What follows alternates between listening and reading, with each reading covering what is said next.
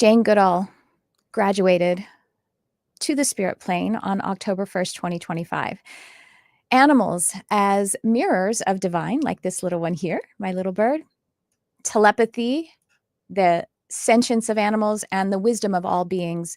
And panpsychism, the consciousness of everything. This is today's Charmed Life.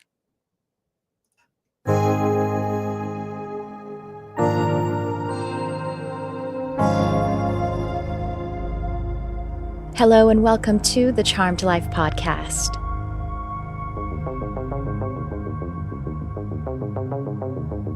This podcast is all about magic, metaphysics, mysticism, and the unconditional love of the universe. And I am your host. My name is Tricia Carr. Welcome to this episode. I hope you are feeling connected like I am with my little bird. So those of you who are listening to the podcast, I have my little parakeet Aliel here. My co-host Aliel is with me sitting on the microphone. So if you hear any little tap dancing, that's what's going on there. If you're new here, welcome. My name is Tricia Carr. This podcast has actually been around for 9 years, right? Yes, 9 years. And it actually was founded on the premise of my spiritual awakening, which started with animals opening to animal telepathy. So I want to open this podcast speaking about the enigmatic, amazing, angel walking on this earth, Jane Goodall. Jane Goodall was a pioneering primatologist. Excuse me. Let's start that over. Jane Goodall was a pioneering primatologist, ethologist, and conservationalist, and an advocate for the dignity of all beings. And Jane passed 2 days ago as we are live broadcasting. Her work, I don't even know how to speak of it. She really was an advocate for, again, the wisdom and dignity of all animals. And her work showed us how animals are sentient, emotionally rich, spiritual beings, and in no way lesser than humans. And in fact, in my heart, I've learned everything that is of any value and of importance from animals. One of the most beautiful stories about Jane. Well, there's so many, but I'm just going to share a couple. Jane was involved with this parrot and his human. The parrot's name, an African gray named Nkisi, and his human's name is Amy Morgana. And so Nkisi is this really amazing African gray parrot, and his human, Amy, noticed that he was, basically telepathic, and the communication was way more than just parroting, as they call it, just mimicking speech. He famously, Nkisi, has a 900 plus word dictionary or vocabulary, I should say. And he went through telepathy tests with Amy, and Jane was a part of this. Jane was a part of these official double-blind telepathy tests. And if you can find the video of that, and in fact, they do feature the story on the telepathy tapes, as we've been talking about on this podcast too. I don't remember what episode it is, but you can find it in the telepathy tapes. And I believe the Forever Family Foundation was also a part of this testing. So, and the Forever Family Foundation study these kinds of things, consciousness beyond the physical life. So Nkisi would, he was in one room, like on a whole different floor, looking, talking, and they were recording him, while his human, Amy, was on another floor. And Amy was like looking at these photos that she'd never seen before. And Nkisi would describe what she was looking at. I remember a couple of them. They were so cute. They have a camera on her, and Amy pulls out a photo of two people walking on the beach in swimsuits. And he goes, "Oh, look at my pretty naked body," the parrot said, as his human was looking at some people in swimsuits. Anyway, when Jane met Nkisi, this African gray parrot, they had this wonderful meeting because Nkisi had seen video and photos of Jane in her work with chimpanzees. So when Nkisi met Jane, he saw her and he asked her, he said, "Got a chimp?" Which again is really advanced. He's making an association from just photos and this person he's meeting and asking her basically about her work. Another amazing, emblematic story of Jane Goodall's life and work. It's been going around a lot the last few days, and it has to do with this chimpanzee who was rehabilitated by Jane and her team. The chimpanzee's name was Wunda. And as he was released out into the wild again, he paused, he looked around, and he gave Jane the deepest, most affectionate hug of gratitude. And also, you can feel in it of goodbye. And Jane described this hug as one of the most amazing experiences of her life. Jane says, if we place compassion and care in the middle of all our dealings with the animal world and honor and respect their lives, our attitudes will change. All lives become sacred, and we become more careful with our care of them. Jane Goodall passed away on October 1st, 2025, at the age of 91. Her passing is being honored globally. So much respect, so much dignity, and in remembrance of her extraordinary life and legacy. Thank you, Jane.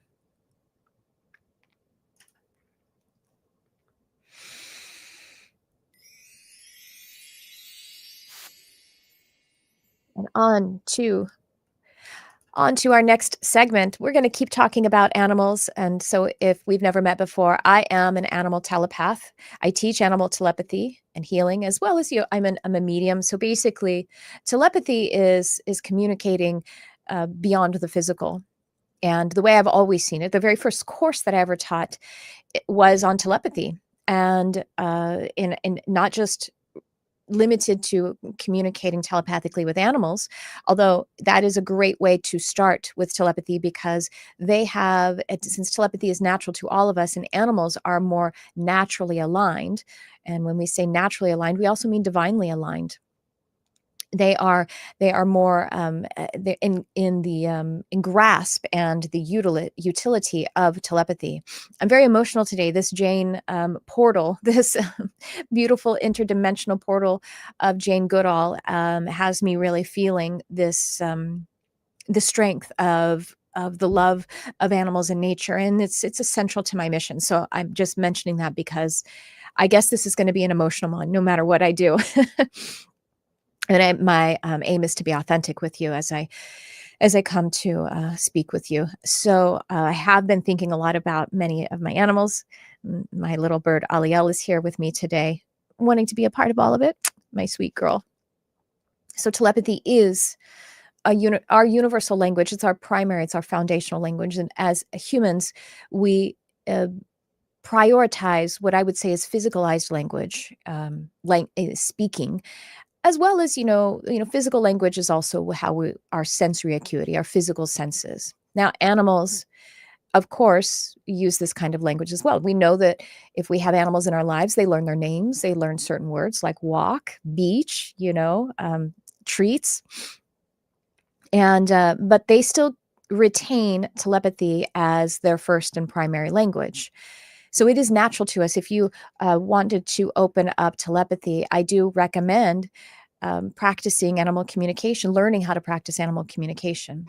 Now, you have experienced telepathy in your life, I'm certain. If you are a parent, then you experienced telepathy before your child was able to speak. And I think a lot of people think that they memorize their children's cries, and maybe that is also a part of it. But there is that deeper energetic and intuitive communion always exchanging when you have a child who is not verbal.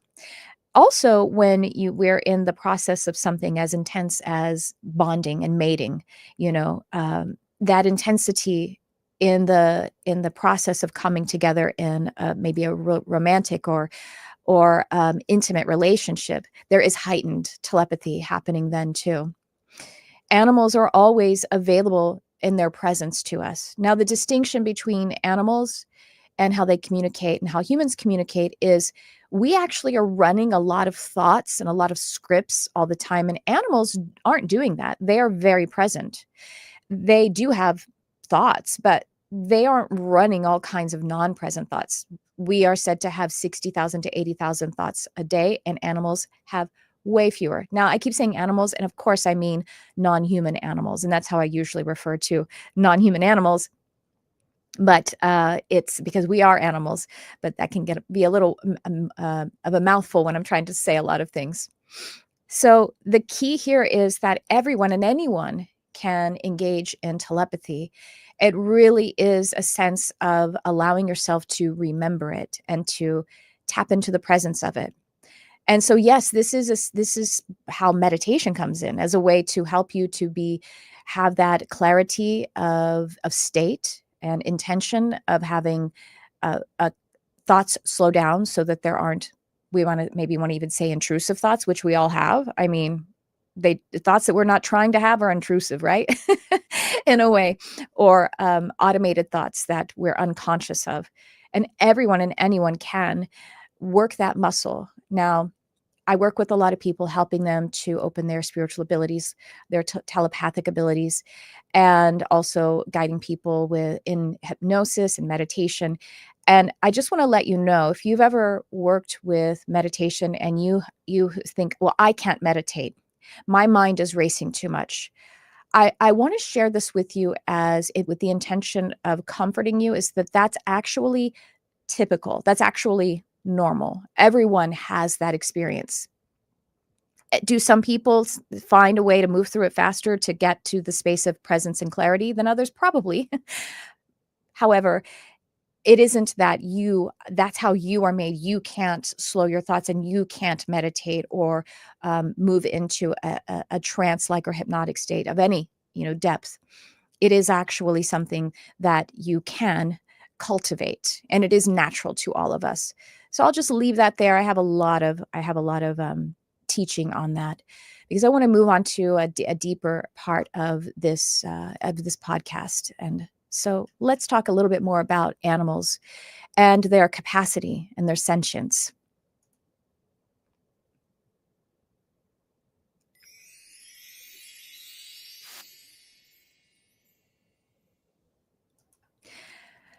Animals. Animals they have a lot in common with non-human animals have a lot in common with human animals. And the love that you feel for them, if you have them in your life, is important, and it is real and significant. I say that because I've had times when maybe I lost an animal and I was grieving over it, and somehow, someone else had to be involved in my grief. They noticed me, and I've actually had people say to me, "Oh, well, it's just a cat. Well, it's just a bird." And I've had also clients, because in my animal communication work, I help people with their grief of losing their beloved animal companions, their family members, and they've had other either friends or family members say, "It's just a dog."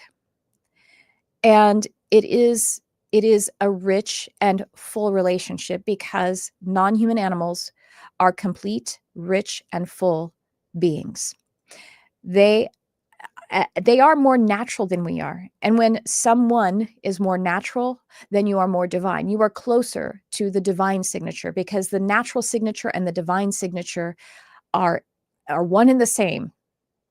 And in a very interesting way, as if we have animals in our life, in our family, we are their guardians, in the sense that we give them their food, their exercise, their medicine, their shelter, and we help them to stay healthy. And then in some cases, we're also asking them to adapt to our society, to adapt to the way that we would run a home. And they're amenable to it, the ones who are able and willing to become domesticated.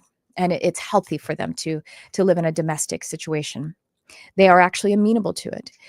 And on the other hand, wild animals, such as the habitats that the wonderful Jane Goodall worked with, they are at the mercy of humans, because we are unconscious in how we deal with our planet and with nature.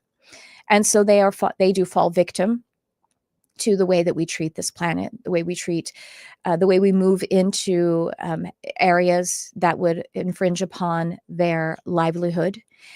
And what is so beautiful is that they're actually very forgiving. And the reason I'm mentioning this is because animals, while they have a different way that they are intelligent than humans, and I mean the whole range of animals from primates to insects, all of them hold intelligence, and all of them hold a spiritual and energetic significance.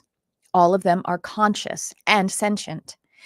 And they have different priorities, different things that are relevant, as do we, and as do we, human to human, right? And yet they do have, now when we're speaking of non-human mammals, they actually have the same capacity of emotional experience and expression as do humans, because we actually have the same part of the brain. I mean, that's just one evidence of it. They have the same kind of brain that we do, in the sense of having the mammalian brain, which is the emotional brain. The limbic system they're the same. So they have the same emotional experience and capacity for expression than we do, as humans do. And when it comes to other animals, maybe they don't have all of the exact same spectrum of emotions, but they do have the same existential significance and care. My bird just flew over there, if you heard her. And I have telepathically communicated with just about everything on this planet, including rocks and minerals, including mitochondria, including fish and cetaceans and crustaceans, birds and amphibians, and of course, dogs and cats. And they will surprise you as you still yourself and merge with an animal in consciousness and allow yourself to stay still and open. You will learn something, and you will know that it is something new. Now, the one thing that is a challenge is that we project, not only onto animals, we project onto one another from human to human. And what I mean by projecting is that if we are entering into a communion, a telepathic exchange with an animal, we do need to remain still and open in presence. And then this is going to allow us to have an honest and genuine communion.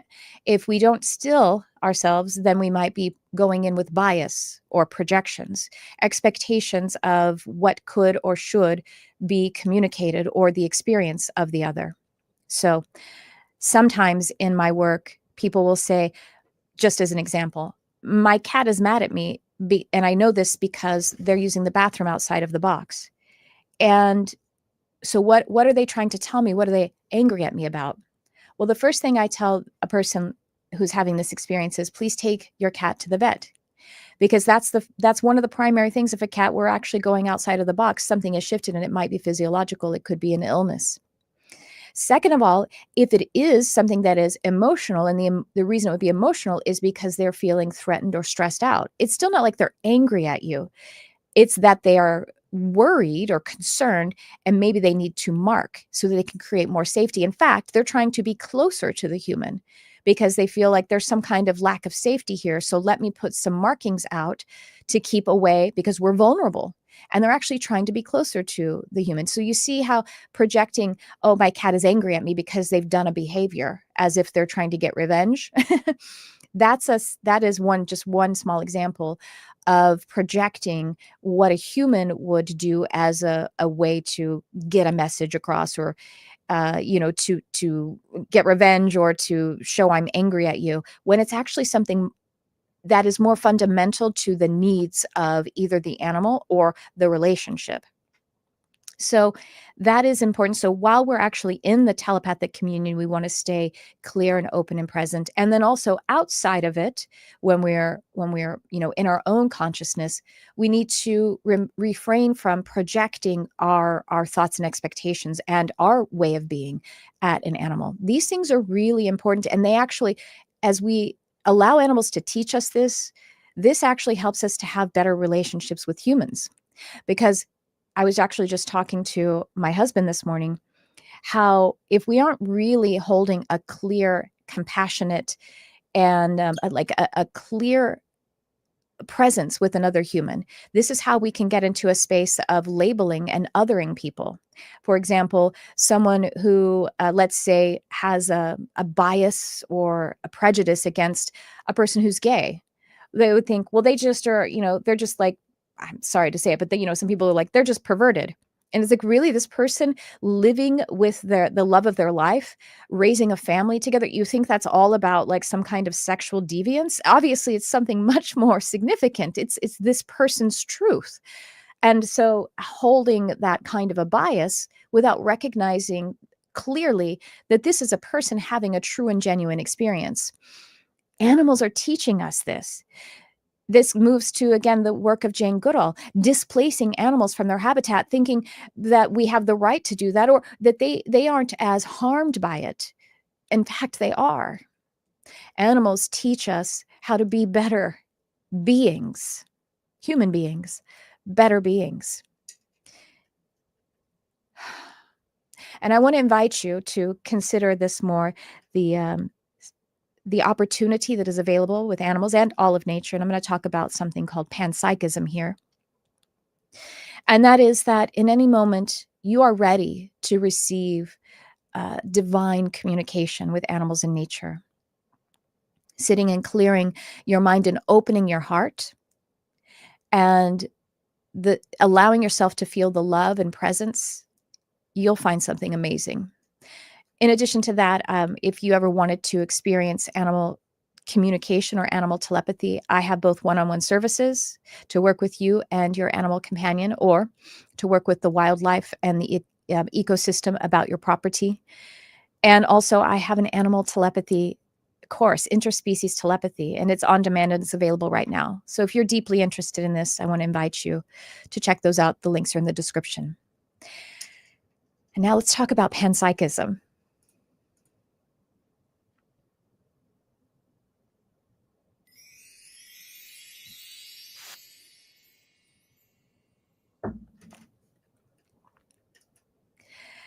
Panpsychism is the philosophy or the concept that there is consciousness in everything. Now, there is another related concept, which is animism, and I would say animism is contextualized within panpsychism. Animism is that there is consciousness and sentience within all animals. And that is something that the Native Americans, Indigenous Americans, this is something they have demonstrated, long held true as a part of their spiritual paradigm. I mean, there's many different nations. At any rate, that is a pretty common theme as I understand it. And panpsychism really can be boiled down to the sense of where there is energy, there is consciousness. And again, it doesn't mean that a rock has, stress about paying their mortgage. You know what I mean? Like, we have different things that are relevant to our lives. And yet you can consciously and connect and receive the communion of the conscious. You can merge consciousness with a rock, with any aspect of this planet and of this universe.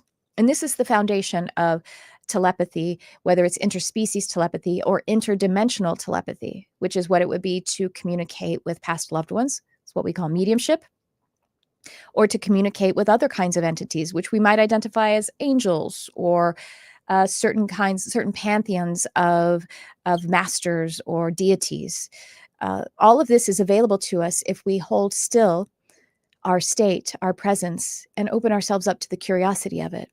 At the same time, in order to enter into a communication, an energy or telepathic intuitive communication with someone or something in the realms of panpsychism, that we want to be in sovereignty, meaning we also have to bring ourselves fully to the conversation, to the communion, so that we are not making ourselves lesser than or more than. Sovereignty isn't only about being, fully yourself. It's also meaning not being more than yourself. I think we did ourselves some harm by interpreting in the Western world the Old Testament, saying that we have dominion over the animals in the earth.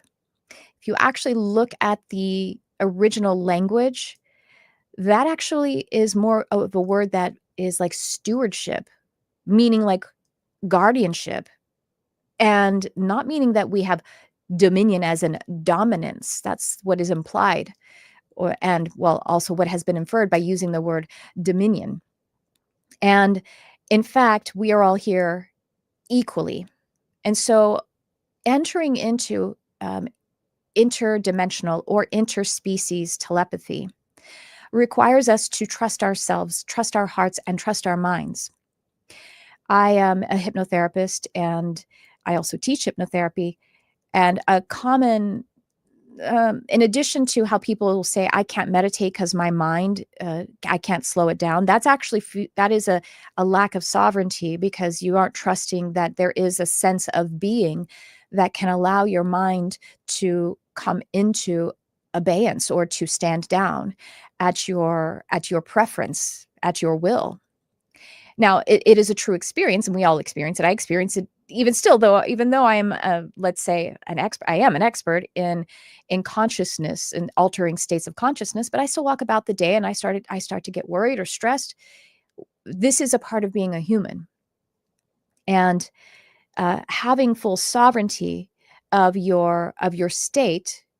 This gives your mind the opportunity to stand down when you like it to stand down, and to participate when you would like it to participate. When a person is wondering about hypnosis or meditation, sometimes with hypnosis, there's all these, I don't know, myths and superstitions around hypnosis, like, oh, will I say something I don't want to say under hypnosis? And no, you are fully sovereign, even though you're in an altered state. And there are many, many different kinds of altered states. It's just a light daydreamy state is a light state of hypnosis, just like when you're driving on the freeway and you miss your exit, you're in a little bit of hypnosis. And that is actually that fear of is hypnosis, going to make me do or say something that I don't want to, is actually is evidential of not trusting your mind and not having sovereignty in your being. And also, when people are maybe considering, there's people love to be afraid of the paranormal, paranormal, and ghosts and everything. And that is actually being afraid of your own mind. Because as you are engaging in the world of energy of any kind, even in discarnate humans or energies that are outside of the physical realm, it's all mental, and we connect with it through the mental frequency. But you don't have to connect with it if you don't want to. So if you wanted to have interdimensional telepathy, essentially trusting your own sovereignty, your own being, and what we would say, like trusting your vibration, that's going to calibrate you to exactly the right kind of communion for you. Loving, benevolent, intelligent, helpful. And also, you're on the same level of that communication partner, even if it is an angel, even if it is your ancestor. And so panpsychism speaks to how there is consciousness in everything. So my invitation to you is allow yourself to be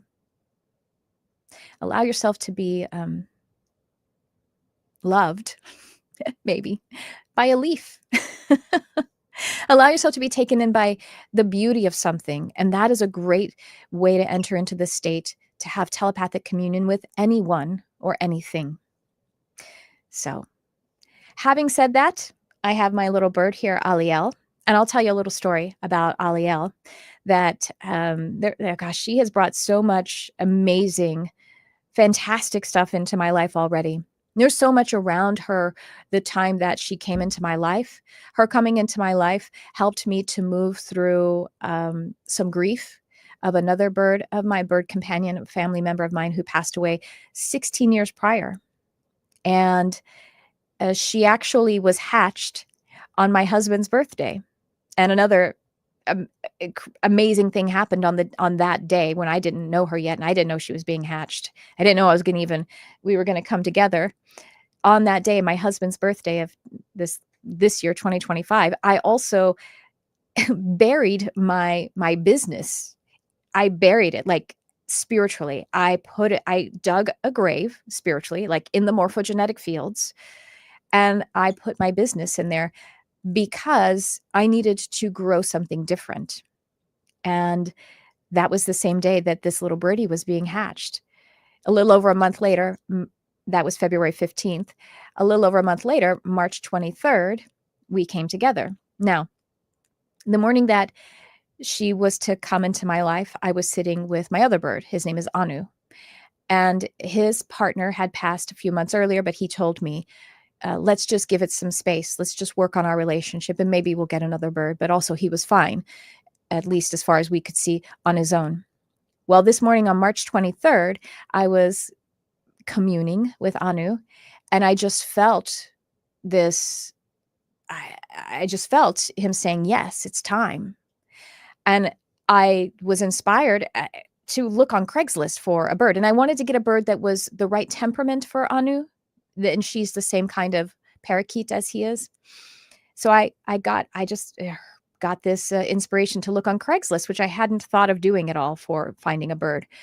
And I looked on there, and posted just 40 minutes before was her. Uh, Young, ready, fledgling, ready to move into a home, but still feeding, so that I could actually bottle feed her for a few days so that we could bond. And she's a Bork's parakeet, which is a really unusual kind. It's really hard to find, which is the same kind that Anu is. So many things that just aligned us together. And she's sitting on my shoulder a lot. She normally is flying around, but she actually lost a couple of flying feathers on one side day before yesterday.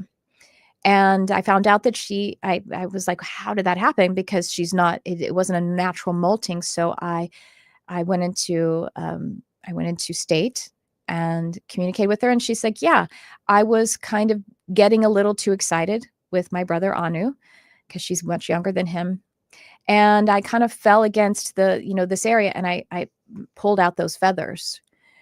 And I felt really sad, because I thought, oh, I should keep you guys more separate. And so that, I had to grieve and apologize with her. And she told me, Mommy, you're my best friend. And he doesn't want to be my best friend. He just wants to be neighbors. So that's settled. And now we're moving through her needing a lot more space with me. And I love that, but not at the expense of her being able to exercise. So that's a vulnerable story that, and she, of course, has absolutely no blame of herself for kind of pestering her brother, nor of me for not keeping them more separate, so that interaction couldn't have occurred. So just to sum this up, panpsychism is the concept that all matter has consciousness. And this is actually all aligning even more in our awareness as new science is emerging, such as quantum physics. As we see the phenomena of how subatomic particles live and move, and quantum entanglement, where two particles behave as though they're one, even though they are locationally separate from one another. And overall, animals are bridges to expanded and greater consciousness, which is another way to say natural consciousness.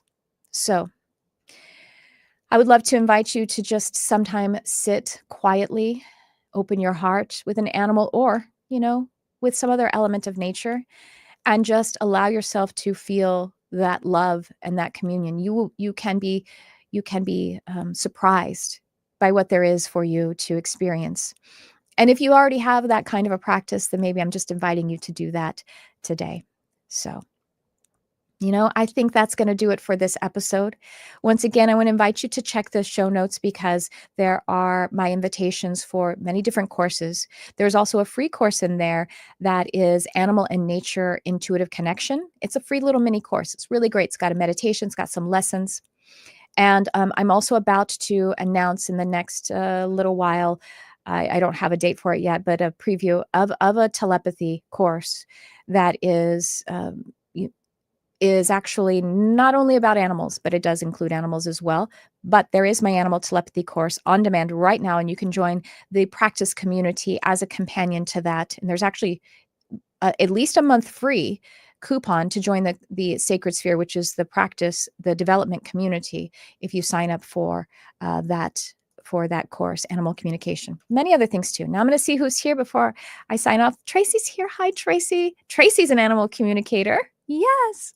Kate's here. And Kate, oh, she says hi to Aliel too. Kate is an interdimensional telepath as well. Well, thank you all for coming and listening, and however it is that you're connecting. And, I just love you all so much. And I just invite you to connect with your own truth, your own sovereignty, that which is natural and divine all at once. And I thank you for shining your light on our beautiful world. Thanks for tuning in. I love you.